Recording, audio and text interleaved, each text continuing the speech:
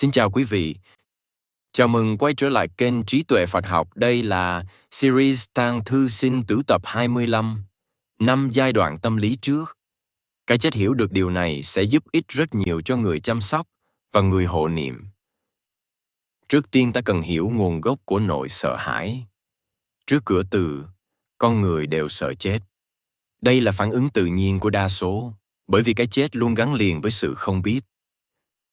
Con người có thể đối diện với nhiều khó khăn trong cuộc sống nếu họ biết điều gì đang chờ mình phía trước ta. Nhưng trước cái chết, ta lại không biết điều gì sẽ xảy ra. Chính sự mơ hồ ấy tạo ra lo âu, và từ lo âu sinh ra sợ hãi. Nếu quan sát kỹ sẽ thấy, điều khiến nhiều người đau khổ không hẳn là cái chết, mà là cảm giác phải rời bỏ tất cả những gì mình đang bám víu. Nhà cửa, tài sản, danh vọng, người thân, những điều mà họ từng xem là quan trọng nhất trong cuộc đời. Khi nghĩ rằng tất cả sẽ biến mất, tâm thức tự nhiên sinh ra phản kháng, và từ đó nảy sinh tâm lý không muốn đối diện với sự thật. Bên cạnh đó, nhiều người còn mang theo những nỗi sợ mang màu sắc tôn giáo. Họ lo lắng về sự phán xét, sợ hãi mơ hồ về nơi gọi là địa ngục, lo lắng về những hậu quả, hình phạt đang chờ đợi mình sau khi chết. Chính những nỗi lo ấy khiến việc chấp nhận cái chết trở nên khó khăn hơn rất nhiều.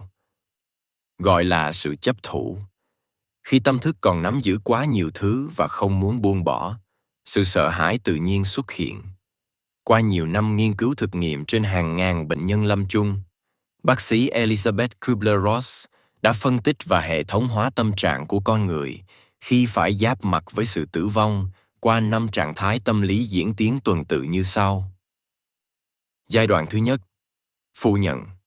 Không thể nào chắc chắn có sự nhầm lẫn. Đây là phản ứng đầu tiên mà vị bác sĩ quan sát được ở rất nhiều bệnh nhân. Khi nghe tin mình mắc bệnh nặng hoặc sắp chết, điều đầu tiên xuất hiện thường không phải là đau buồn, mà là phủ nhận. Con người từ chối tin vào điều vừa nghe. Họ hy vọng bác sĩ chẩn đoán sai, hy vọng kết quả xét nghiệm có nhầm lẫn, hy vọng sẽ có một lời giải thích khác. Điều mà Ngài thực sự muốn nói có lẽ là tâm thức chưa sẵn sàng tiếp nhận sự thật. Vì thế nó tìm cách chống lại sự thật. Nó cố kéo dài cảm giác an toàn quen thuộc mà mình đã sống suốt nhiều năm. Giai đoạn này thường kéo dài rất lâu, gây khó khăn lớn cho việc điều trị. Thậm chí nhiều người đến khi trút hơi thở cuối cùng vẫn ngoan cố tin rằng mình không hề bị làm sao cả. Giai đoạn thứ hai là giằng giữ. Tại sao lại là tôi? Khi không thể tiếp tục phủ nhận, một trạng thái khác bắt đầu xuất hiện. Đó là giận dữ. Người bệnh cảm thấy mình bị đối xử bất công. Họ oán trách số phận, oán trách hoàn cảnh, thậm chí oán trách cả những người đang cố gắng chăm sóc mình. Đây mới là điều đáng suy ngẫm. Sự giận dữ này thường không nhằm vào một đối tượng cụ thể. Nó là phản ứng của tâm thức trước một thực tại mà nó không muốn chấp nhận. Vì thế người thân rất dễ bị tổn thương bởi những lời nói nóng nảy trong giai đoạn này. Đó không hẳn là sự ác ý, đó là sự đau khổ đang tìm đường biểu hiện ra bên ngoài. Và nhiều người mang theo ngọn lửa sân hận này cho đến tận giây phút nhắm mắt. Và giai đoạn thứ ba là mặc cả. Biết đâu sẽ có một phép màu xảy ra. Khi cơn giận dần lắng xuống, nhiều người bắt đầu bước sang một trạng thái khác. Họ tìm kiếm hy vọng. Họ cố thương lượng với số phận. Họ mong chờ một phương pháp điều trị mới, một loại thuốc mới, một phép màu nào đó có thể thay đổi kết quả. Điều thú vị nằm ở chỗ, trong giai đoạn này, con người vẫn chưa thực sự chấp nhận sự thật. Họ chỉ đang tìm một con đường khác để tránh phải đối diện với sự thật ấy. Vì thế tâm thức liên tục bám víu vào những khả năng mong manh nhất. Đây là lúc bệnh nhân dễ chuyển sang các phương pháp chữa trị huyền hoặc. Mê tín sai lầm đến với giai đoạn thứ tư là tuyệt vọng. Mọi hy vọng đều sụp đổ. Khi những điều để bám víu không còn nữa, tâm thức thường rơi vào buồn nản.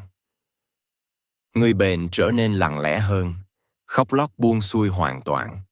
Họ cảm nhận rất rõ sự mất mát đang đến gần. Nếu quan sát kỹ sẽ thấy, đây là giai đoạn mà con người bắt đầu nhìn thẳng vào thực tế. Nhưng họ vẫn chưa đủ bình an để chấp nhận thực tế đó.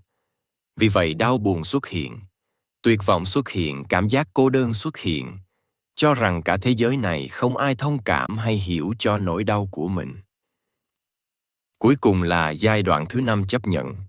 Ngày ra đi của mình đã đến. Đây chính là điểm xoay chuyển của toàn bộ tiến trình. Sau khi đi qua phủ nhận, giận dữ, mặc cả và tuyệt vọng, một số người cuối cùng đạt tới trạng thái chấp nhận.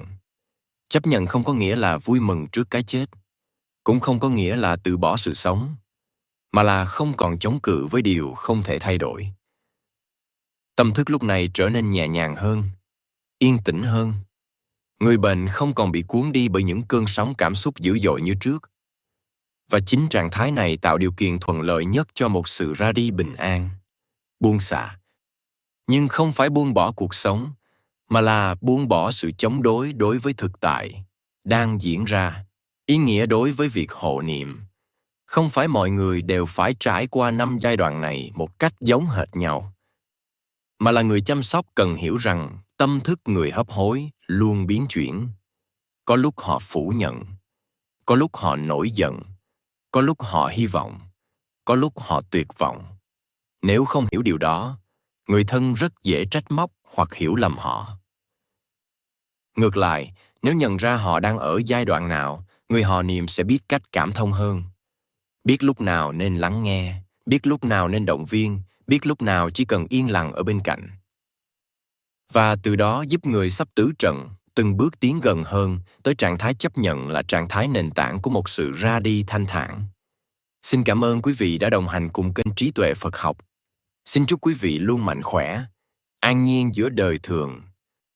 Hãy nhấn like và subscribe kênh để không bỏ lỡ những nội dung hữu ích tiếp theo nhé.